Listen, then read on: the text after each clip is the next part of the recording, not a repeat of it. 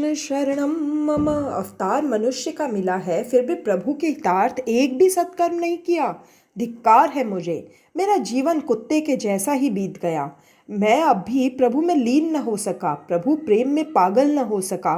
मुझे अभी तक भगवान नहीं मिल पाए, जबकि उस 5 वर्ष के प्रहलाद ने भगवान को पा लिया था। मुझे जगत में प्रतिष्ठा मान तो मिले, किंतु मैं भगवान को न पा सका, अतः उदास हूँ। भक्ति के बिना, भगवान के दर्शन बिना मेरा जीवन वृथा ही बीत गया। इसी कारण से मुझे दुख हो रहा है। मेरे चेहरे पर ग्लानि छाई हुई है, मेरा जीवन पशुवत बीत गया। एक बार भी मैं परमात्मा का दर्शन न पा सका, इसका मुझे दुख है। मैंने वैसे तो बहुत किया, किंतु जो करना चाहिए था वही नहीं किया। मैंने भगवान के लिए कुछ भी नहीं किया। शरीरम सुरूपम नवीनम कलत्रम धनम मेरुतुल्यम यश्चारु चित्रम हरिरंघ्रिपद्ये मनश्चेन्न लग्नम ततः किम ततः किम ततः किम ततः किम। सुंदर शरीर, नवोढ़ा पत्नी, मेरु पर्वत जितना धन और पुष्कल कीर्ति तो हो, किंतु मन प्रभु चरणों में न लगा हुआ हो तो उन सबसे क्या लाभ? इनसे क्या हुआ, क्या मिला? कुछ भी तो नहीं। जगत की प्रतिष्ठा, धन या विद्वता अंतकाल में कुछ भी काम नहीं आती। जो विद्या अंतकाल में निरर्थक और निरुपयोगी ही रह जाए, उससे लाभ ही क्या। एक बार एक नौका में कुछ विद्वान सुधारक प्रवास कर रहे थे। बातों ही बातों में उन्होंने नाविक से पूछा, तुम कहाँ तक पढ़े लिखे हो? नाविक ने कहा, कैसी पढ़ाई और कैसी लिखाई, बस मैं तो यह नौका चलाना ही जानता हूँ।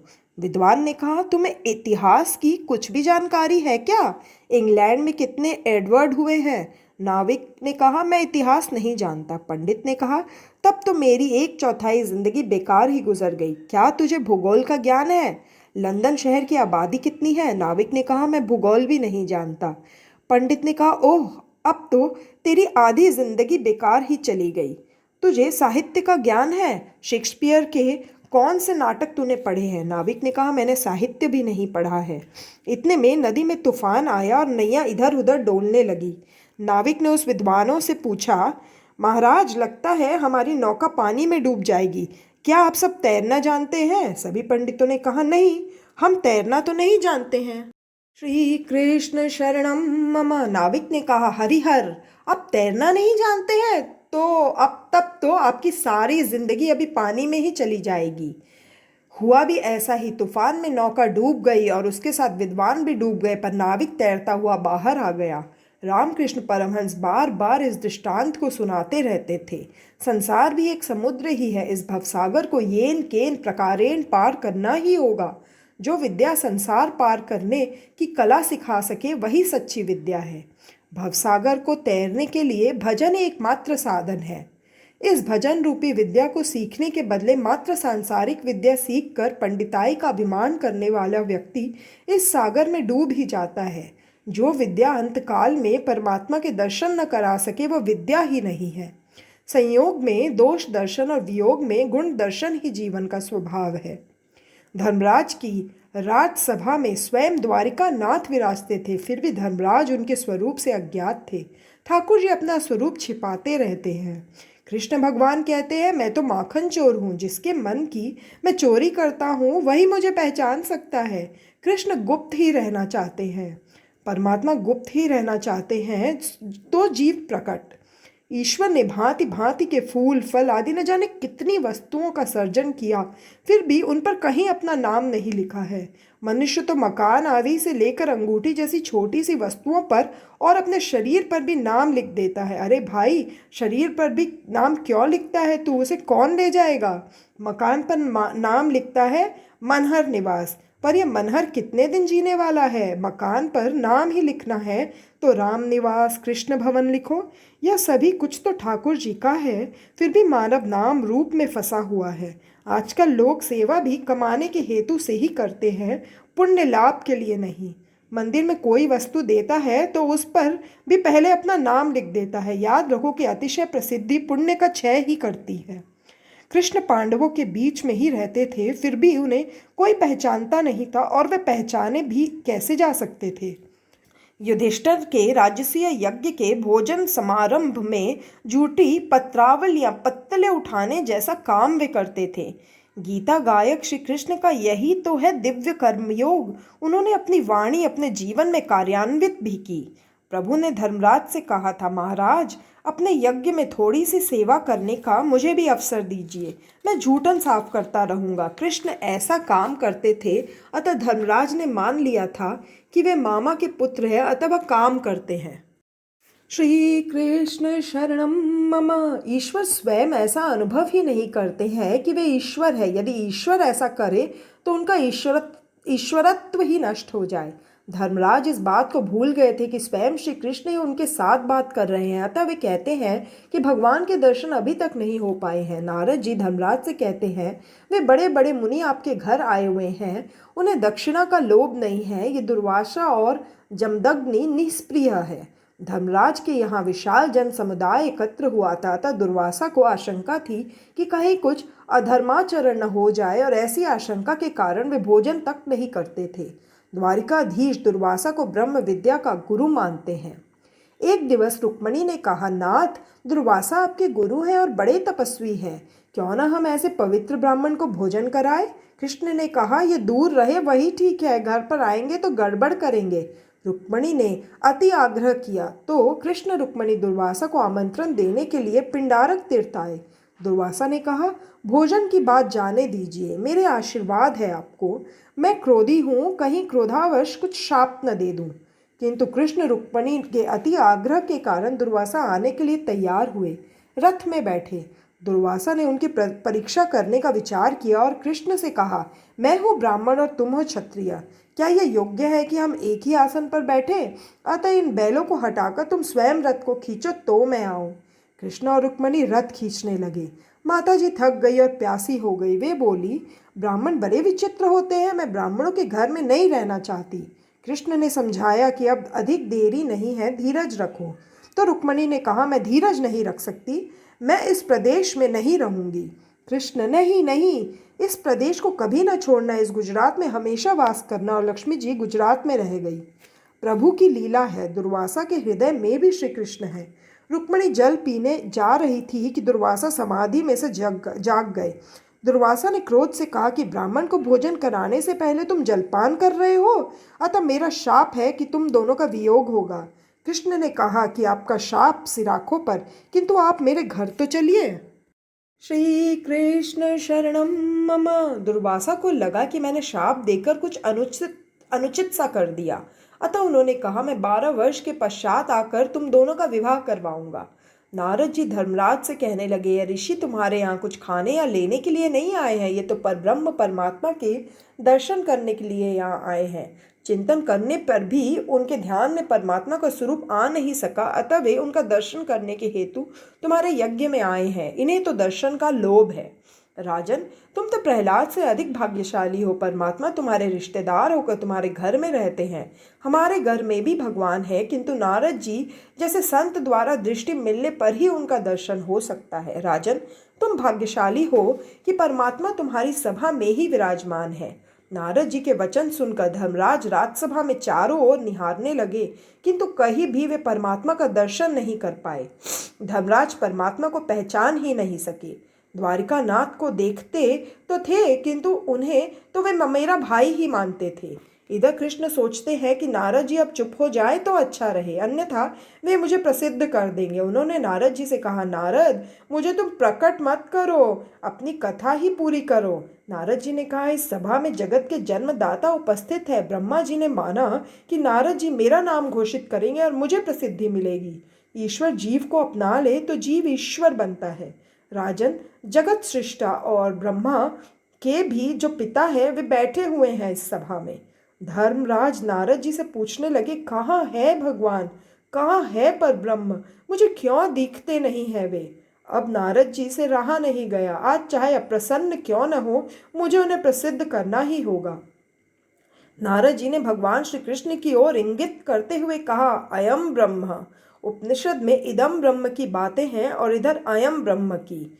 यूयम त्रिलोके बत भूरि भागा लोकम पुनाना मुनयो अभियन्ति येषां गृहाणावसतीति साक्षात् गुढ़ं परम ब्रह्म मनुष्यलिंगम सावायम ब्रह्म। इतने ही दर्शनार्थ ये सारे मुनि यहाँ आए हुए हैं। प्रभु ने सिर झुकाकर मुंह छुपाया, मैं ब्रह्म नहीं हूँ। नारद असत्य बोल रहे हैं। नारद जी ने कहा, अयम ब्रह्मा। इन्हें असत्य बोलने का स्वभाव ही है। भगवान कभी कभी लीला करते हुए असत्य बोलते हैं। उन्होंने बाल्यावस्था में भी अपनी माता यशोदा से एक बार कहा था कि नाहम भक्षितवानम्ब, मैंने मिट्टी खाई ही नहीं है। ये सब बालक झूठ बोल रहे हैं। श्री कृष्ण शरणम मम। आत्मानुभूति कई बार होने पर भी दृढ़ता नहीं आती है। दृढ़ता सद्गुरु कृपा से आती है। नारद जी ने धर्मराज को भगवान नारायण के दर्शन कराए और सारी बातें खोल कर बताई। अब मिश्र वासना के प्रकरण का आरंभ हो रहा है। 7वें स्कंद में 11 से 15 अध्याय में मिश्र वासना की बातें हैं। मनुष्य की वासना मिश्र वासना है। प्रथम मैं स्वयं उपभोग करूंगा और फिर भी यदि कुछ बाकी बचा तो ही दूसरों को दूंगा। यही है मिश्र वासना। संत की वासना सद्वासना है और राक्षस की असद वासना। दुर्जन तो जो कहता है वह हमें पसंद नहीं है, और वैष्णव जो कहते हैं वैसा हमारा जीवन नहीं है। प्रहलाद का चरित्र सुनने के बाद धर्मराज ने नारद जी से मनुष्य धर्म समझाने को कहा। 11 से 15 अध्याय तक धर्म की कथा है। प्रथम 4 अध्याय में साधारण धर्म और 5 से 15वें अध्याय में विशिष्ट धर्म बताया गया है। मनुष्य का सच्चा मित्र धर्म ही है। जब कोई साथ नहीं दे पाता तब धर्म साथ देता है। चाहे धन संपत्ति नष्ट हो जाए पर धर्म का नाश नहीं होने देना चाहिए। मनुष्य धन को ही सारे सुखों का साधन मानता है, किंतु यह असत्य है, अज्ञान है। सभी सुखों का साधन धन नहीं, धर्म है। मानव सृष्टि के संचालन के लिए भगवान ने जो विधि विधान बनाए हैं वही धर्म है। आज के कायदे कानूनों में कई बार परिवर्तन करने पड़ते हैं, क्योंकि इनके बनाने वाले विलासी जो हैं। राम राज्य में तो वशिष्ठ का वचन ही धारा बन जाती है। प्रथम साधारण धर्म के 3 लक्षणों का वर्णन है। साधारण धर्म अर्थात सबका धर्म, मनुष्य मात्र का धर्म। नारद जी कहते हैं, इस धर्म की कथा बड़ी लंबी है। मैंने इसे नारायण के श्रीमुख से सुना है। धर्म के 30 लक्षण हैं। प्रथम लक्षण है सत्य और अंतिम लक्षण है आत्मसमर्पण। धर्म कथा का आरंभ सत्य से होता है और समाप्ति आत्मसमर्पण से। सत्य ही ईश्वर का स्वरूप है। धर्म की गति सूक्ष्म है। आत्मा के समान कोई पाप नहीं है। सत्य वह साधन है जिसके सहारे मनुष्य सत्यनारायण में लीन होता है। हरिश्चंद्र ने पत्नी का विक्रय करके भी सत्य का निर्वाह किया था। सत्य में अटल श्रद्धा रखो, यथार्थ का नाम सत्य है। महाभारत के अनुसार जिससे सभी का कल्याण हो सके ऐसा विवेकपूर्ण वचन ही सत्य है। सभी का कल्याण हो सके ऐसा विवेक भरा वचन ही बोलो। सत्यम भूत हितम प्रोक्तम। श्री कृष्ण शरणम मम। श्री कृष्ण के असत्य वचन भी सत्य है, क्योंकि वे बहुजन हिताय हैं। महाभारत के युद्ध में द्रोणाचार्य के प्रसंग में श्री कृष्ण को असत्य बोलना पड़ा था। द्रोणाचार्य भीषण युद्ध कर रहे थे। उनके हाथ में जब तक शस्त्र था तब तक उन्हें मार पाना असंभव था। क्या किया जाए? अश्वत्थामा नामक हाथी को मारकर द्रोण से कहा गया कि उनका पुत्र अश्वत्थामा मर गया है। द्रोणाचार्य ने यह बात झूठी मानी। उन्होंने सोचा कि श्री कृष्ण जैसे भी असत्य बोल सकते हैं, किंतु धर्मराज कभी असत्य नहीं बोलते। मैं उनसे ही पूछ लूं। उन्होंने युधिष्ठिर के पास जाकर कहा, यदि मेरा पुत्र ही मरा है तो मुझे शस्त्र त्याग करना पड़ेगा। क्या सचमुच मेरा पुत्र मारा गया है? श्री कृष्ण ने युधिष्ठिर से कहा था कि बोल देना, अश्वत्थामा हतः। सत्यम वध का नियम मैंने बनाया है, अतः इसमें परिवर्तन करने का मुझे अधिकार है। सत्य वही है कि जिसे विवेक से बोलने से सभी का कल्याण होता है। द्रोणाचार्य के शस्त्र त्याग से कौरवों की पराजय होगी और पांडवों को राज्य मिलेगा। दुर्योधन की हत्या से पाप अधिक नहीं होगा, अपितु इससे स्वयं दुर्योधन का कल्याण ही होगा। कोई प्रश्न करेगा कि सभी का तो कल्याण होता, किंतु द्रोणाचार्य को क्या लाभ होता? द्रोणाचार्य देव संपन्न ब्राह्मण हैं। ब्राह्मण को युद्ध करने का अधिकार नहीं है। यदि उसे कभी युद्ध करना भी पड़े तो मात्र धर्म की रक्षा के हेतु ही करना चाहिए। ब्राह्मण होते हुए भी द्रोणाचार्य युद्ध करते थे, अतः इनके शस्त्र त्याग से उनका ही कल्याण होता। मैं द्रोणाचार्य को नरसंहार के पाप कर्म से रोकना चाहता हूँ, अतः मेरी यह आज्ञा है। धर्मराज ने द्रोणाचार्य को सुनाया अश्वत्थामा हतः, किंतु दबे होठों से आगे बोले नरो वा कुंजरो वा। धर्मराज के शब्द सुनकर द्रोणाचार्य ने शस्त्रों का त्याग किया। श्री कृष्ण ने धृष्टद्युम्न को आज्ञा दी कि द्रोणाचार्य का सिर उड़ा दो। उनकी मृत्यु हुई और सभी का कल्याण हुआ। दया भाव धर्म का द्वितीय लक्षण है। जहाँ तक हो सके दूसरों का भला करो। हर रोज सोचो, क्या मैंने आज किसी का कुछ काम किया है? क्या मैंने परमात्मा को पसंद आए वैसा कोई काम किया है? तुलसीदास जी ने कहा है, तुलसी दया न छोड़िए जब लग घट में प्राण। जो साधक इसी जन्म में ईश्वर का साक्षात्कार करना चाहता है उसे सोच समझ कर विवेक पूर्वक दया करनी चाहिए। कभी कभी दया भाव भजन में विक्षेप करता है। तीसरी बात है पवित्रता की।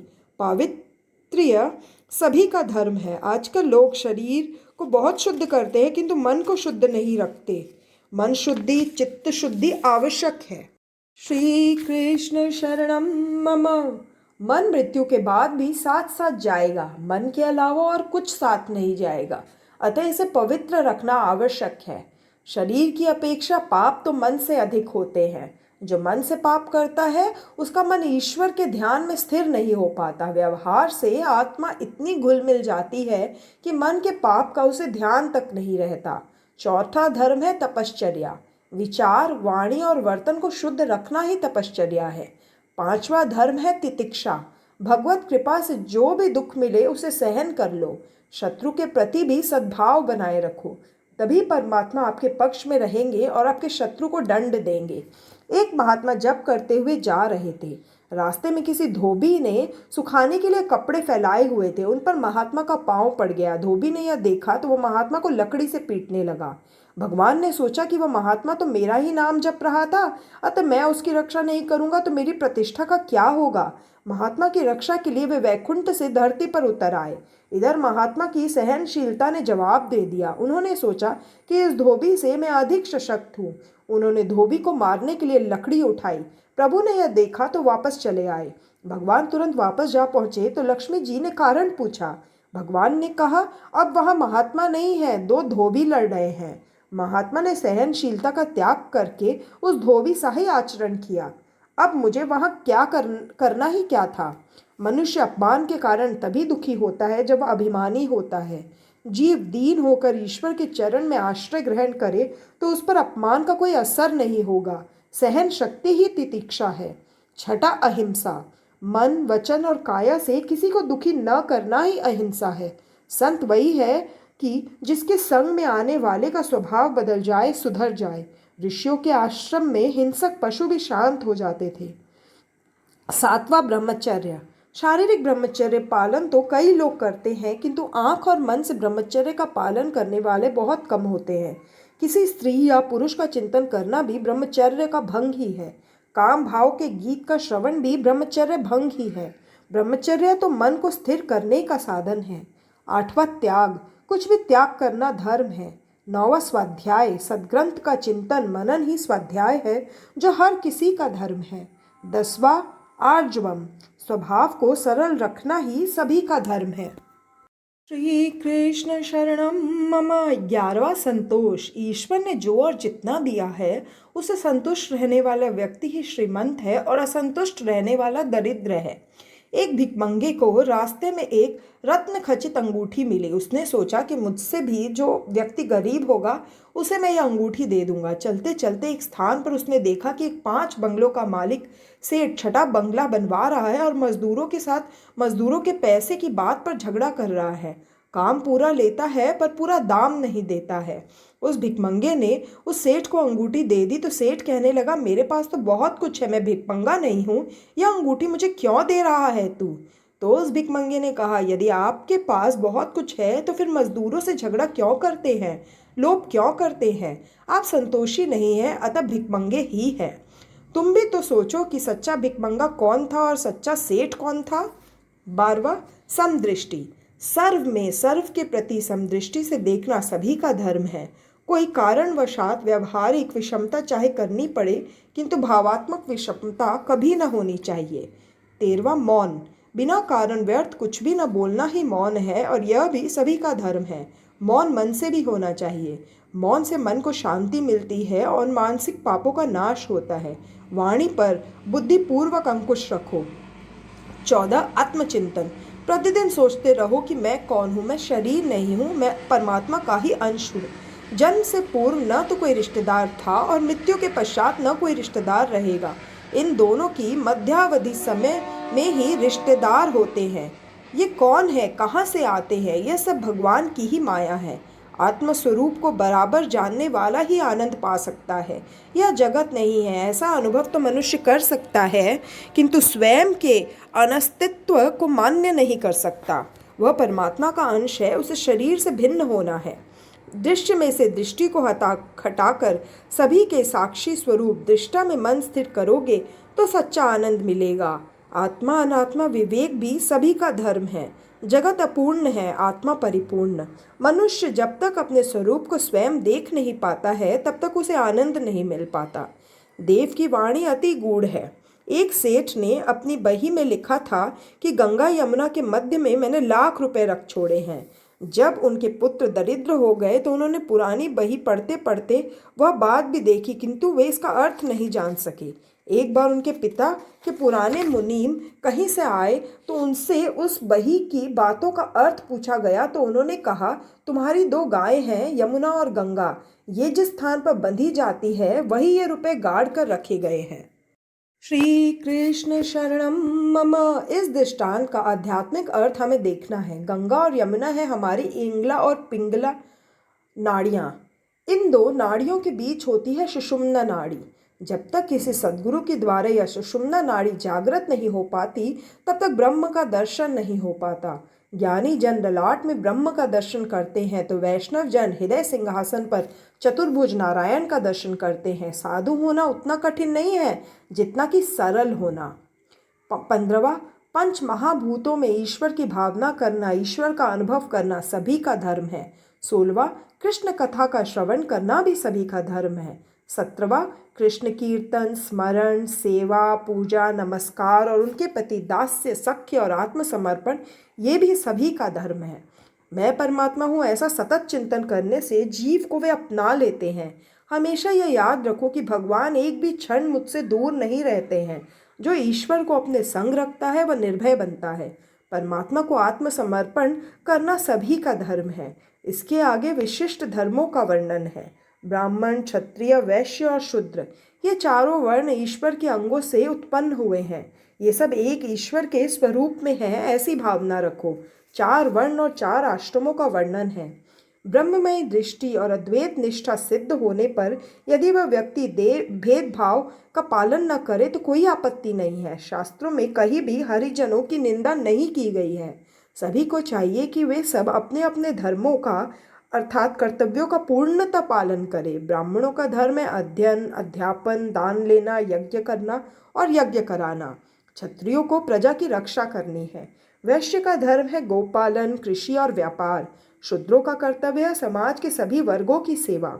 इसके बाद स्त्रियों के धर्म का वर्णन किया गया है। स्त्री को चाहिए कि पति में वह ईश्वर का भाव रखे, उसे तभी मुक्ति भी जल्दी मिलेगी। स्त्री का हृदय ऊर्मी प्रधान और आर्द्र होता है, वह कृष्ण प्रेम में शीघ्र द्रवित होता है।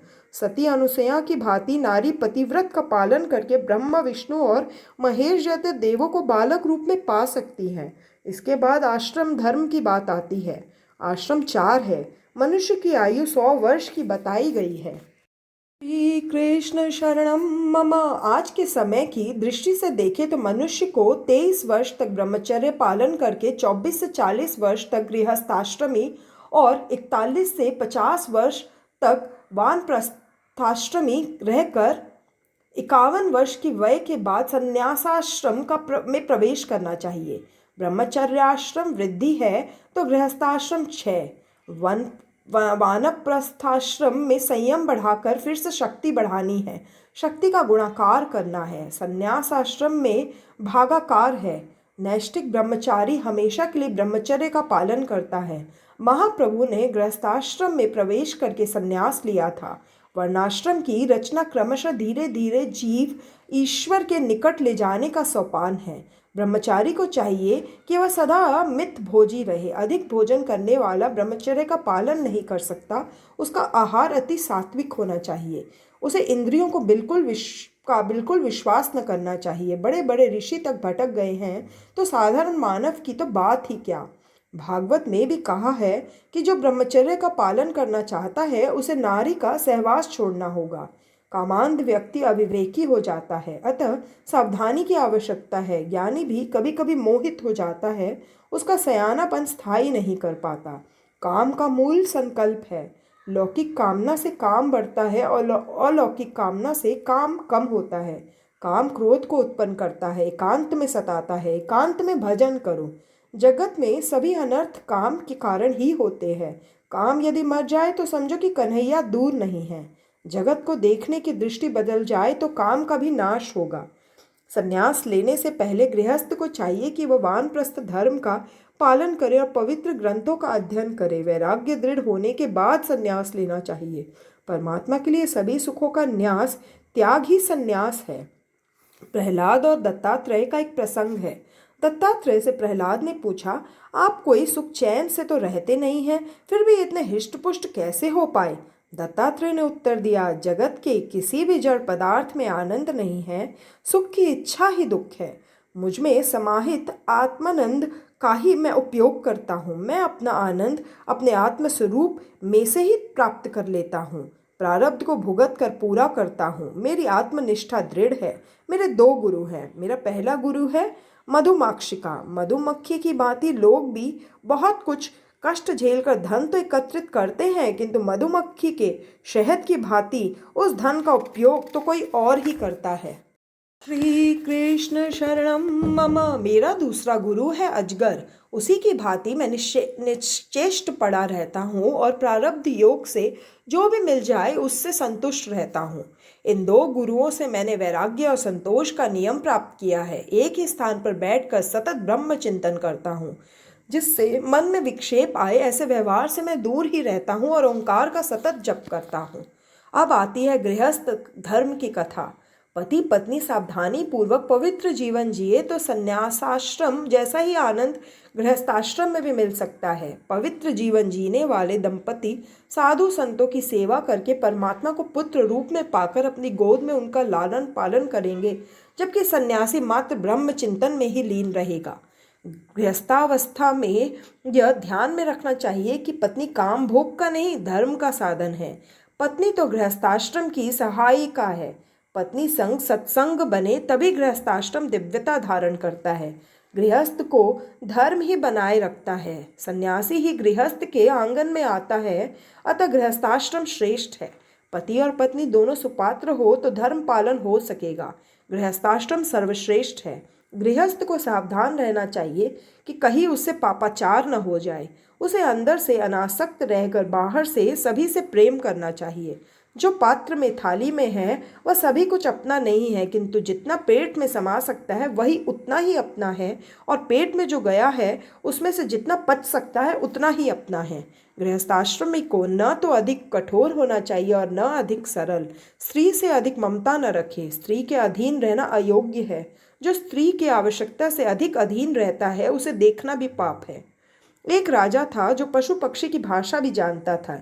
एक बार राजा रानी भोजन कर रहे थे तो एक चींटी ने भोजन का एक दाना रानी की थाली में से उठाकर राजा की थाली में रख दिया। यह देखकर एक दूसरी चींटी ने उस चींटी से कहा, यह अधर्म है। स्त्री का उच्छिष्ट अन्न पुरुष को खिलाना अविवेक है। इन दो चींटियों की बात सुनकर राजा को हंसी आ गई। रानी ने हंसने का कारण पूछा तो राजा ने कहा, छोड़ो इस बात को, सुनोगी तो अनर्थ होगा। जिस महात्मा ने राजा को पशु पक्षी की बोली जानने की विद्या दी थी उसने कहा था कि मैंने यह विद्या सिखाई तो है, किंतु तुम यदि किसी से इसकी बात करोगे या किसी को सिखाओगे तो तुम्हारी मृत्यु हो जाएगी। श्री कृष्ण शरणम मम। राजा ने पत्नी को बहुत समझाया, किंतु स्त्री हठ जो था वह कहने लगी कि चाहे आपकी मृत्यु क्यों न हो जाए, किंतु मैं बात जानना चाहती हूँ। राजा भोला और पत्नी के अधीन था, सो उसने कहा, हम दोनों काशी चले, मैं वहीं तुझे सारी बात बताऊंगा। राजा ने सोचा कि मरना ही है तो काशी में मरकर मुक्ति क्यों न पा लूं। वे दोनों काशी की ओर चल निकले। रास्ते में वन में एक बकरा बकरी का जोड़ा मिला। बकरी बकरा से कहने लगी कि कुएं के पास जाकर मेरे लिए हरी घास ले आओ, नहीं तो मैं डूब मरूंगी। बकरे ने समझाया कि मेरा पाँव फिसल जाएगा तो कुएं में गिरकर मर जाऊंगा। बकरी ने कहा कि चाहे जो भी हो, मैं तो घास खाऊंगी। तो बकरे ने तेवर बदल कर कहा, मैं उस राजा के जैसा मूर्ख नहीं हूं जो पत्नी के लिए बिना कारण जान दे दूं। राजा ने बकरे के यह शब्द सुने तो सोच में पड़ गया, मैं कितना मूर्ख हूँ कि प्रभु भजन के लिए जो शरीर मिला है, इसी स्त्री की मूर्खता भरी हठ की खातिर उसका नाश करने के लिए तैयार हो गया। धिक्कार है मुझसे तो बकरा भी अच्छा है। उसने रानी से दृढ़ता से कह दिया, मैं कुछ भी बताना नहीं चाहता, तो चाहे सो कर सकती है। रानी को अपनी हठ छोड़नी पड़ी। हृदय में से राम चले जाते हैं तो मनुष्य कामांध बन जाता है। गृहस्थाश्रम को आज्ञा दी गई है कि वे दान करें, क्योंकि दान से धन शुद्धि होती है। वर्ष में 1 मास गंगा किनारे रहने की भी आज्ञा दी गई है। उसे चाहिए कि वह एकांतवास में नारायण की आराधना करे। वर्ष में से 1 मास ठाकुर जी के लिए सुरक्षित रखे। घर में ठीक तरह से भक्ति नहीं हो पाती, अतः तीर्थ में भक्ति करो। तीर्थ में जाकर घर को और लौकिक बातों को कभी याद मत करो। वहाँ मात्र भक्ति ही करनी चाहिए। भक्ति करने के लिए स्थान की शुद्धि भी आवश्यक है। स्थान के वातावरण का मन पर बड़ा असर पड़ता है। मार्कंडेय पुराण में एक कथा है। राम लक्ष्मण वन में प्रवास कर रहे थे। मार्ग में एक स्थान पर लक्ष्मण का मन कुभाव से भर गया, मति भ्रष्ट हो गई। वे सोचने लगे, कैकेयी ने वनवास तो राम को दिया है, मुझे नहीं। मैं राम की सेवा के लिए क्यों कष्ट उठाऊं? राम ने लक्ष्मण से कहा, इस स्थल की मिट्टी अच्छी दिखती है, थोड़ी बांध ले साथ। लक्ष्मण ने एक पोटली बना ली। मार्ग में जब तक वह इस पोटली को हाथ में लेकर चलते थे, तब तक उनके मन में कुभाव भी बना रहता था। श्री कृष्ण शरणम मम। परंतु ज्यों ही वे उस पोटली को नीचे रखकर दूर हो जाते थे, तो उनका मन राम सीता के लिए ममता और भक्ति से भर जाता था। लक्ष्मण इस बात से आश्चर्यचकित रह गए। उन्होंने राम से कारण पूछा। श्री राम ने कारण बताते हुए कहा, भाई, तेरे मन में इस परिवर्तन के लिए तू दोषी नहीं है। इस मिट्टी का ही यह प्रभाव है। जिस भूमि पर जैसे काम किए जाते हैं, उसके अच्छे बुरे परमाणु उस भूमि भाग में और वातावरण में भी छूट जाते हैं। जिस स्थान की मिट्टी इस पोटली में है, वहाँ सुंद और उपसुंद नाम के 2 राक्षसों का निवास था। उन्होंने कड़ी तपश्चर्या करके ब्रह्मा को प्रसन्न करके अमरता का वर मांगा। ब्रह्मा ने उनकी मांग तो पूरी करनी चाहिए, किंतु कुछ नियंत्रण के साथ। उन दोनों भाइयों के बीच बड़ा प्रेम था, अतः उन्होंने कहा कि हमारी मृत्यु केवल आपसे विग्रह से ही हो सके। ब्रह्मा ने वर दे दिया। इन दोनों ने सोचा था कि हम कभी आपस में झगड़ने वाले तो हैं नहीं, अतः अब हम तो मरेंगे ही नहीं।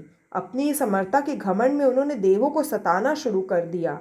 देवों ने ब्रह्मा जी का आसरा लिया, तो ब्रह्मा जी ने तिलोत्तमा नाम की अप्सरा का सर्जन किया और उसे उन असुरों के पास जाने की आज्ञा दी। सुंद और उपसुंद ने इस सौंदर्यवती अप्सरा को देखा तो दोनों मोहांध हो गए।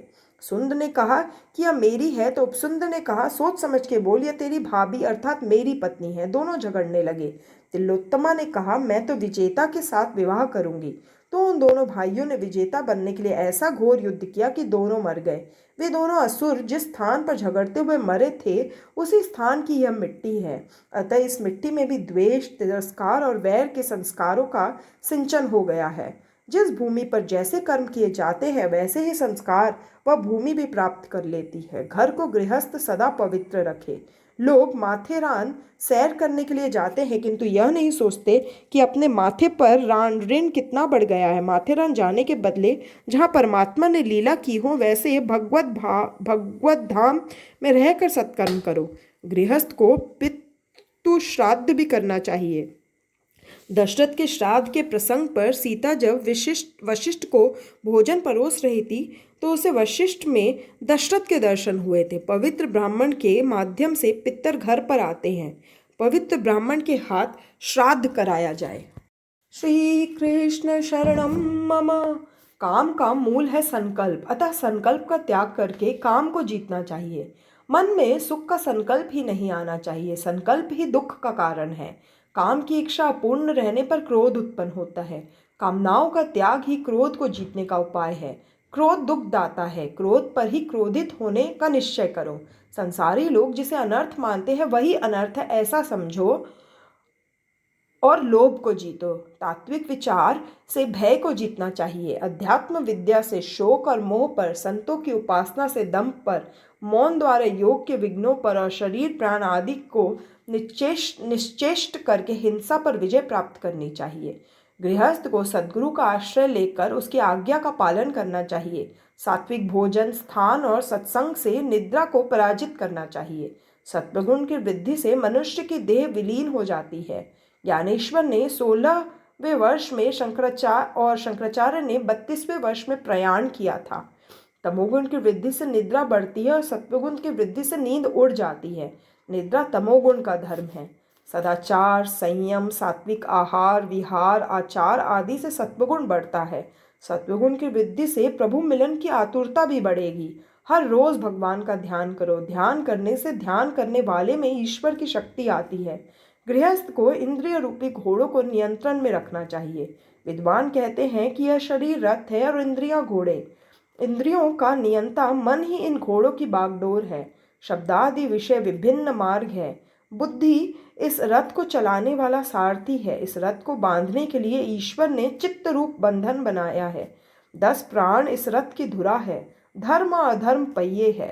इस रथ में बैठता है हमारा अहंकारी जीव। ओंकार धनुष है और शुद्ध जीवन बाण, पर ब्रह्म लक्ष्य है, निशाना है। रोग, द्वेष, लोभ, शोक, मोह, भय, मन, मान, अपमान, असूया, माया, हिंसा, मत्सर, रजोगुण, प्रमाद, क्षुधा, निद्रा आदि शत्रु है। जब तक मनुष्य देह रूपी रथ अपने वश में है तथा इंद्रियां आदि सशक्त है, उतने समय में ही मनुष्य को चाहिए कि वह सद्गुरुओं की चरणों की सेवा करके तीक्ष्ण ज्ञान रूपी तलवार लेकर श्री भगवान का बल धारण करके राग द्वेषादि शत्रुओं को जीत ले और तत्पश्चात शांत होकर स्वानंद रूपी स्वराज्य से संतुष्ट हो जाए। शरीरत को भी छोड़ देना चाहिए। श्री कृष्ण शरणम मम। यदि ऐसा न किया जा सके तो रथ में विराजमान प्रमादी जीव को तथा दुष्ट इंद्रियों रूपी घोड़ों को बुद्धि रूपी सारथी अयोग्य मार्ग पर ले जाकर विषय रूपी चोरों के अधीन कर देगा। वे चोर घोड़ों और सारथी के सहित जीव रूपी रथ को अंधकार व्याप्त और महामृत्यु के भय से पूर्ण संसार रूप कुएं में फेंक देंगे। वेद में 2 प्रकार के कर्म बताए गए हैं। प्रवृत्ति कर्म से मनुष्य संसार में वापस आता है और निवृत्ति कर्म से मोक्ष प्राप्त करता है। मैं कमाता हूँ ऐसा अभिमान गृहस्थ को नहीं रखना चाहिए। द्रव्य मेरा है ऐसा भी अभिमान मत रखो। द्रव्य सभी का है। गृहस्थ भावाद्वैत सिद्ध करे। पति पत्नी सत्संग करे। एकांत में बैठकर हरि कीर्तन करो। कीर्तन से कली के दोषों का विनाश होता है। धर्म से अर्थ का उपार्जन करो। मौज मजे में सभी साथ रहते हैं और दंड अकेले जीवात्मा को भोगना पड़ता है। अनेक गृहस्थ संसार पार कर गए हैं। बड़े बड़े ऋषि जो ईश्वर को देखने के लिए तरसते हैं, वे आपके घर में रहते हैं। इस प्रकार नारद ने धर्मराज को उपदेश दिया। अंत में इस प्रकरण की समाप्ति में धर्मराज ने नारद जी की पूजा की। हरे राम राम राम हरे हरे, हरे कृष्ण कृष्ण कृष्ण हरे हरे।